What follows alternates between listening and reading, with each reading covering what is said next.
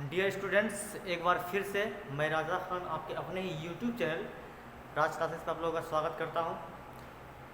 तो कल कुछ मेरा तबीयत ख़राब होने की वजह से मैं वीडियो नहीं ला पाया और मैं आज से लगातार वीडियो ला रहा हूं।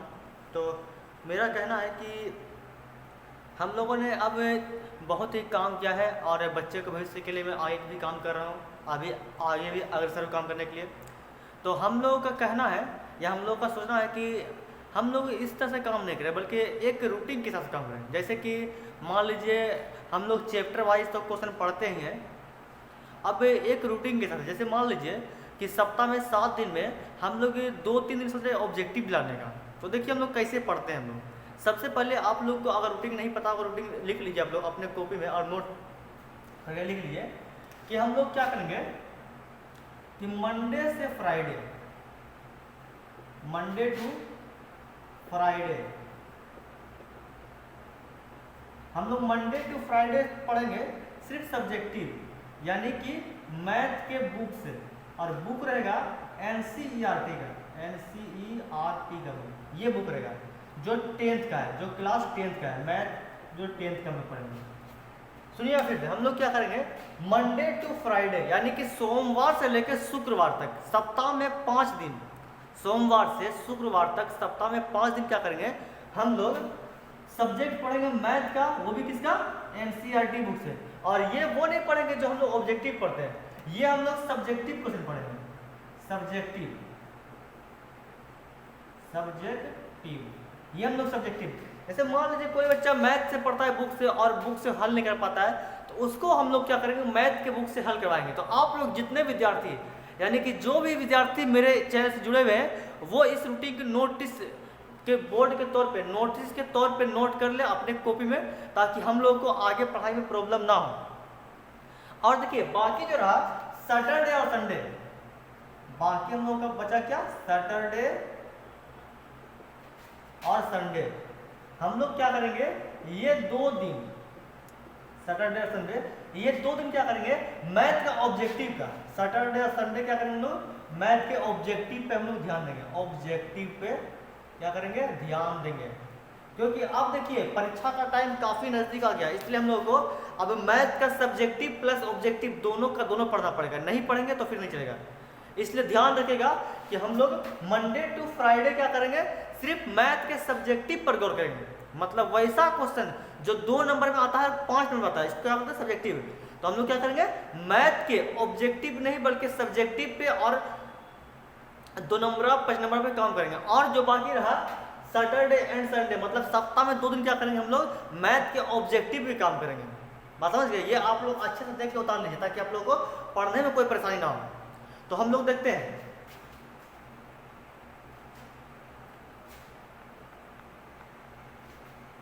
हम लोग पढ़ रहे थे 5.3 का, यानी कि अध्याय 5.3 का क्वेश्चन नंबर 3 पढ़ रहे थे। हालांकि आज मुझे काफ़ी लेट हो गया आने में, इसलिए मैं आप लोगों को आज 1 से 2 क्वेश्चन बता पाऊंगा। कल से क्लास पक्का 4:30 बजे मैं स्टार्ट कर दूंगा और आप लोग भी 4:30 बजे पढ़ाई करने के लिए बैठ जाएंगे।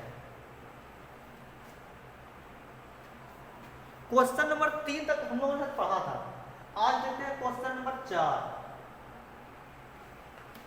देखता हूं मैं, हम लोगों ने क्वेश्चन नंबर 3 तक तो पढ़ लिया था, क्वेश्चन नंबर 4 देखते हैं। क्वेश्चन नंबर 4 देखना है। तो 4 नंबर क्वेश्चन में देखिए क्या कहता है।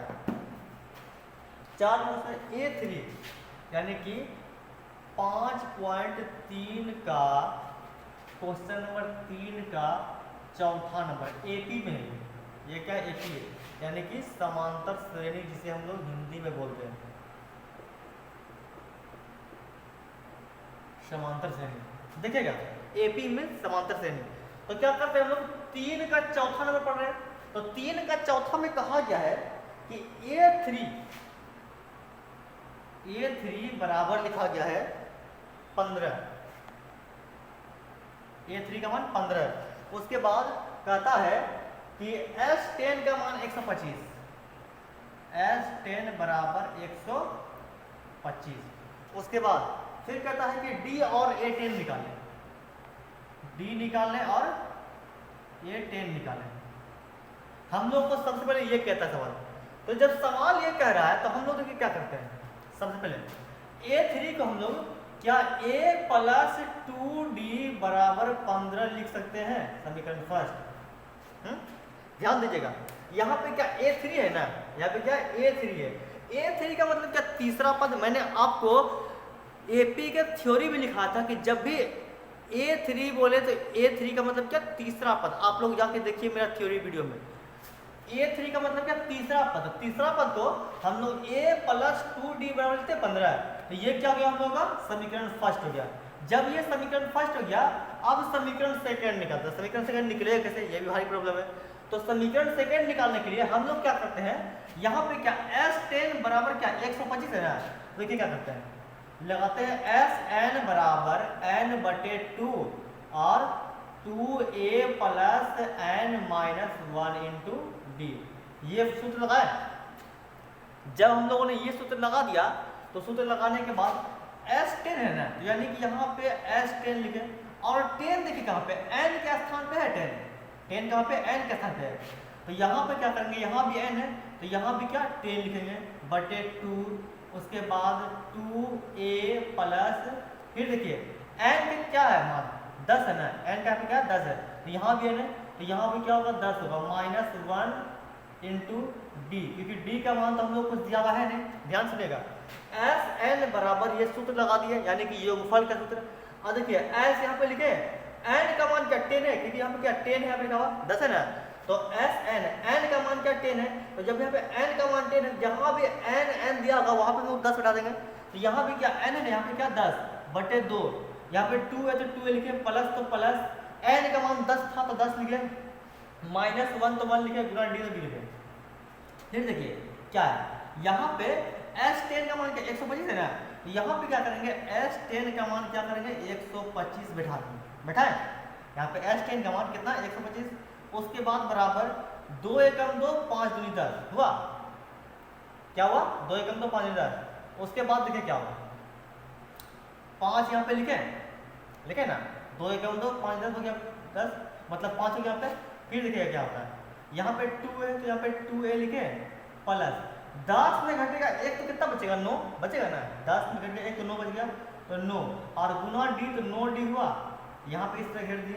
फिर देखिएगा 125 यहाँ पे लिखे, उसके बाद बराबर 5 दूनी कितना होता है 10 लिखे, 5 दूनी क्या हो गया 10, ए तो ए लिख दिए, प्लस तो प्लस, और 5 नंबर कितना होता है 45, तो 45 यहाँ पे डी लिखे। तो हम लोग इसको लिखते हैं इस प्रकार, 10a प्लस 45d बराबर 125।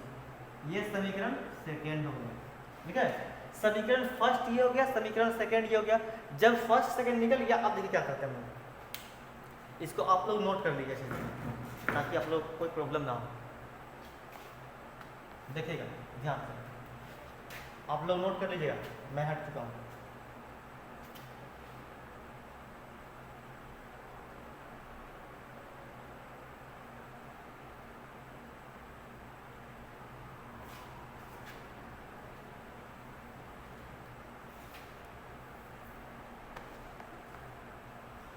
देखिए ध्यान से, यहाँ पे लिखे a प्लस 2d बराबर 15, यानी कि जो समीकरण फर्स्ट था उसको यहाँ लिख दिए समीकरण फर्स्ट। और समीकरण सेकेंड अभी क्या निकाले हम लोग, 2a प्लस 45d बराबर 125, यही समीकरण सेकेंड निकला। आए ना, समीकरण फर्स्ट ये, समीकरण सेकेंड ये।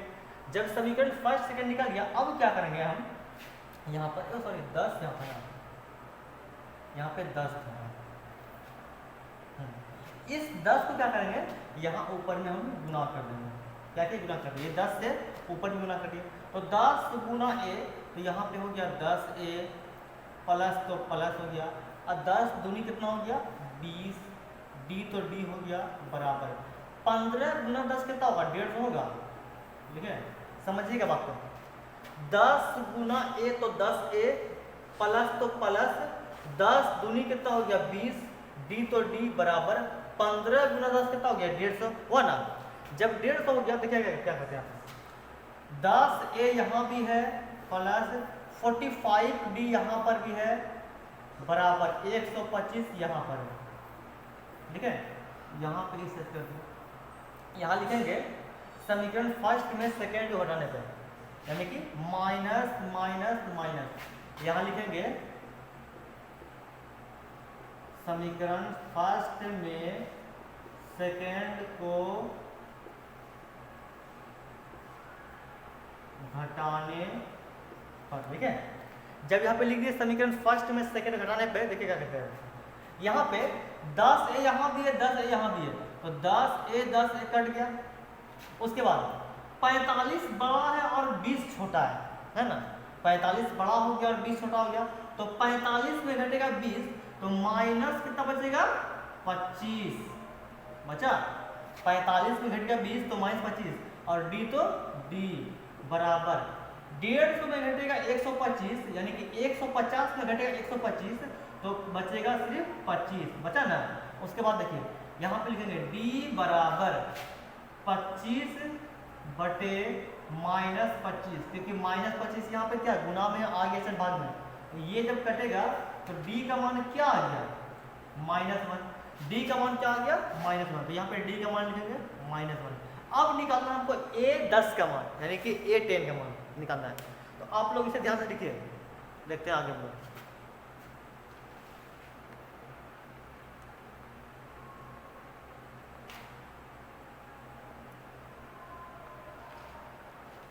जब हमारे पास d का मान आ गया, हम लोग क्या करते हैं a का मान निकालते हैं पहले, तभी तो a10 का मान निकलेगा। देखिए a का मान निकालते हैं। अब यहाँ पे क्या करेंगे, जो पहला समीकरण था a प्लस 2d बराबर 15, देखिए a प्लस 2d बराबर 15 लिखे, ये क्या था समीकरण फर्स्ट। इसी में हम लोग क्या करेंगे d का मान बैठाएंगे, तो हम लोग का a का मान निकल जाएगा।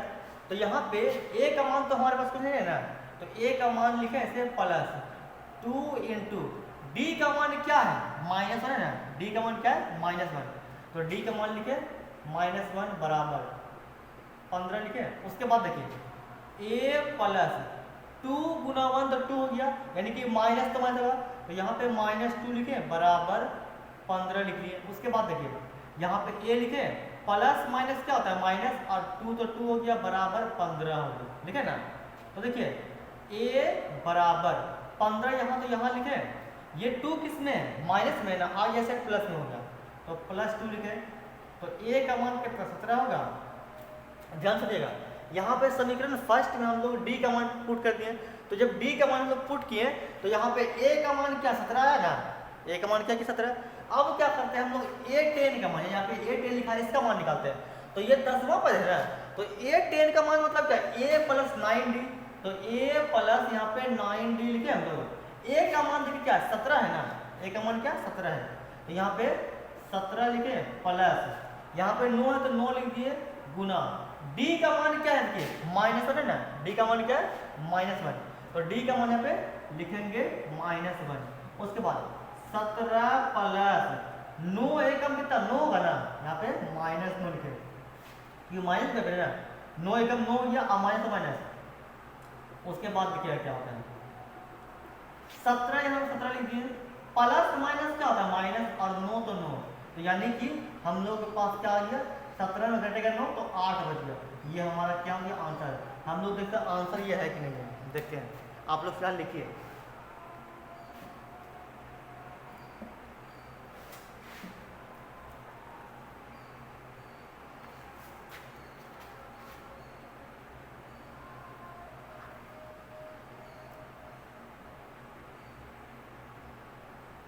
जी हाँ, a10 का मान 8 है और d का मान है -1। अब देखते हैं अगला सवाल। आप लोगों का लिखा हो गया तो अब देखिएगा लिखा होगा, देखिएगा थोड़ा सा आज आने में डिले हो गया, इसलिए आप लोगों से निवेदन है कि आप लोग कृपया करके जितना भी क्वेश्चन पहले बताया गया वो सबको और अभी जो बताया गया उसको तैयार कीजिए। देखिए ध्यान से देखते हैं क्वेश्चन नंबर 5। क्वेश्चन नंबर 5, सवाल नंबर 5 दिया गया है कि d का मान 5 है, d बराबर 5 लिखा गया। उसके बाद S9 का मान 75 है, S9 का मान 75 है।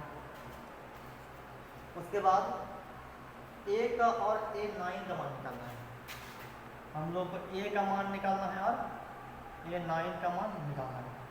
जब ये निकालना है हम लोग को, तो देखिए हम लोग जैसे इस सवाल को सॉल्व किए वैसे इस सवाल करेंगे, मतलब जैसे चौथा नंबर सॉल्व किए ना वैसे ही हम लोग करेंगे 5वां नंबर सॉल्व। तो देखिए लिखिए क्या, एस एन बराबर एन बटे 2a plus n minus 1 into D.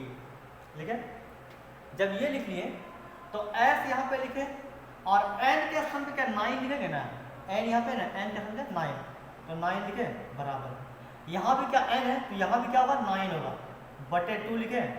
उसके बाद 2 और a का मान तो दिया हुआ है नहीं, यहाँ पे a लिखेंगे प्लस n का मान क्या 9 तो 9 लिखे, माइनस 1 तो 1 लिखे, और d का मान क्या है 5 है ना, d का मान 5 लिखेंगे।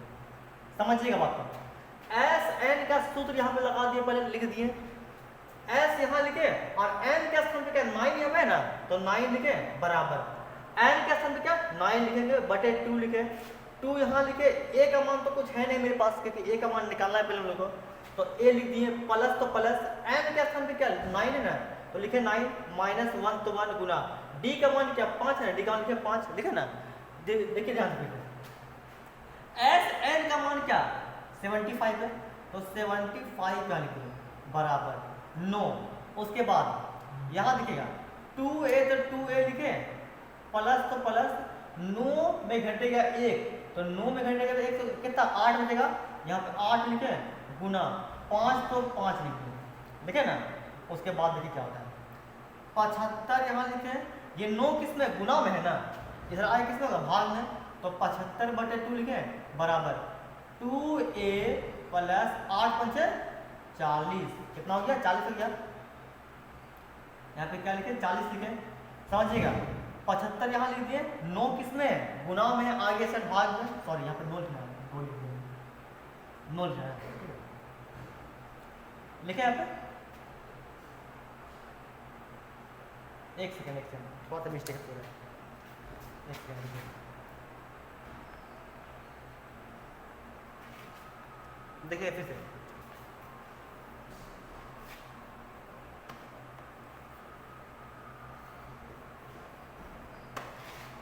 देखिए S9 का मान क्या है 75 बराबर 9 बटे 2 लिख दिए। उसके बाद 2a प्लस 9 में घटेगा 1 तो कितना 8, यानी कि 9 में घटेगा 1 तो कितना बचेगा 8 गुना, यहाँ 5 तो 5 लिख दिए।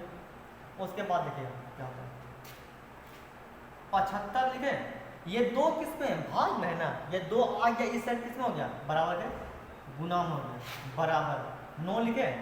उसके बाद 2a प्लस 8 पंचे 40 लिखे ना। फिर देखिए 75 दूनी कितना होता है 150, और ये 9 किस में गुना में है ना, आगे से भाग में हो गया, तो भाग में 9 लिखे बराबर, ये 2a तो 2a लिखे प्लस 40 लिखे, देखे ना। फिर देखिए क्या होता है आगे, यहाँ पे लिखेंगे 150 बटे 9 लिखे ना, ये 40 किस में है प्लस में है ना, ये 40 प्लस में आ जाएगा, इस साइड किस में होगा माइनस में, तो माइनस लिखे 40 बराबर लिखे 2a लिखे।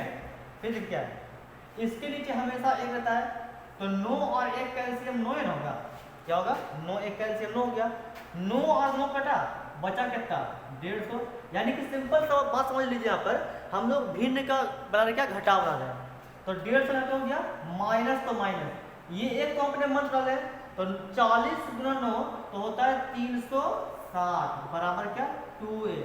उसके बाद देखिएगा 360 में घटेगा 150, घटाते हैं 360 में घटाएंगे 150, 0 6 5 घटा 1, उसके बाद 3 में घटा 1 2 210, क्या हो गया यहाँ पे माइनस 210 बटे कितना हो गया 9 बराबर 2a हुआ ना।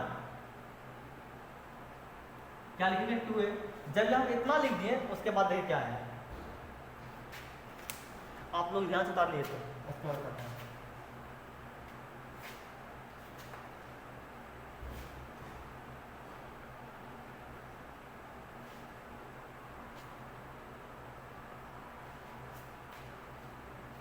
देखिएगा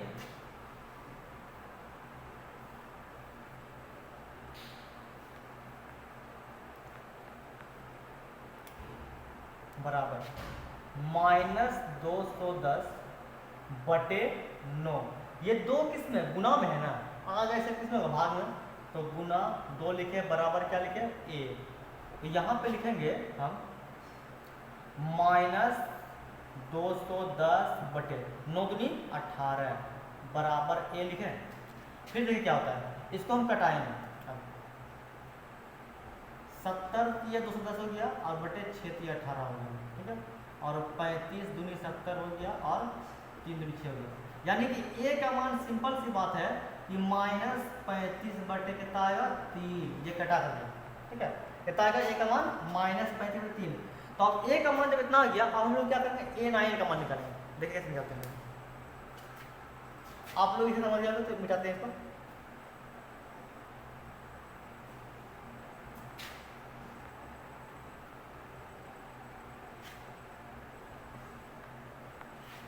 अब निकालते हैं हम लोग क्या a9 का मान, यानी कि a का मान कितना आ गया हम लोग पास -35/9, -35/3 सॉरी 3। a9 का मान, a9 मतलब क्या होता है a + 8d, ये होता है ना। a का मान क्या है -35/3, तो -35/3 लिखे ना, प्लस तो प्लस यहाँ हो गया 8 तो 8 और गुना d का मान क्या है 5 है ना, तो d का मान क्या 5 लिखे। उसके बाद -35/3 लिखे, प्लस तो प्लस लिख दिए और 8 × 5 = 40। इसके नीचे भी एक दिए हमरा। अब इसमें क्या करेंगे, वही भिन्न का जोड़ करना है, तो भिन्न का जोड़ 3 एकम 3 हो गया। उसके बाद 3 3 कटा तो -35, तो -35 लिखे, यानी कि 35 प्लस तो प्लस। उसके बाद 40 दिया कितना 120, कितना हो गया 40 दिया 120। अब देखिएगा 120 में घटेगा 35, तो क्या हमारे पास 85 बचेगा, 85/3। आप लोग मिला लीजिए, an का मान कितना होगा 85/3 होगा और d का मान क्या होगा, सॉरी a का मान क्या होगा -35/3। तो आप लोग मिला लीजिए। और आप लोग जो भी मेरे वीडियो को देख रहे हैं वो सब मेरे चैनल को लाइक कर दें, सब्सक्राइब कर दें, कमेंट कर दें और अधिक से अधिक लोगों को शेयर कर दें, ताकि मैं जो बच्चों के भविष्य के लिए काम कर रहा हूँ उसमें मैं अच्छे से सफल हो जाऊँ। और अभी फ़िलहाल में सेंटअप एग्ज़ाम आने में लगभग 1 महीना टाइम है, उससे अधिक ही टाइम है, लेकिन मैं फिलहाल टारगेट करता हूँ 1 महीने का। आप लोग जो है मेरे वीडियो से अच्छे से पढ़ के जो है अच्छे से एग्ज़ाम दें। अब मैं चलता हूँ क्योंकि मेरे जाने का वक्त हो गया है। और आप लोग ये 2 क्वेश्चन को अच्छे से पढ़ लें और पढ़ने के बाद अच्छे से लगातार रिवीजन करें, ताकि आप लोगों का एग्ज़ाम जो है वो अच्छा जाए।